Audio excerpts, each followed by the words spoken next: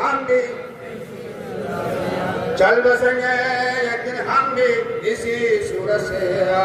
आखिर फना आखिर फना आखिर फना आखिर फना आखिर फना आखिर फना आखिर फना आखिर फना।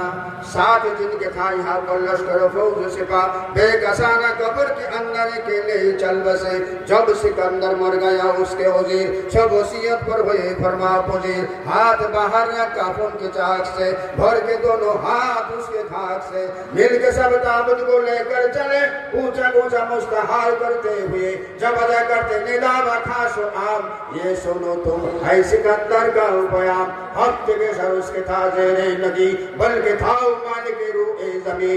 आज के दिन उसको है आवारगी है गरीबी बेगसी बेचारगी। मुल्क दौलत माल जर कुछ है ना साथ खाक से उसके भरे है दोनों हाथ। एक साथ भी ना ठहरे जिनका वादा आ गया जी के जी भी ही रहे अरमान सारे चल बसे। देखते ही देखते अक्सर अजीज आशना तंदुरुस्त खूबसूरत चलते फिरते चल बसे। हाय कोई भी ना पलटा और ना आई कुछ खबर चुपके होकर शहरे खामोशा में ऐसे चल बसे। बोलिए चल बसेंगे एक दिन हम भी इस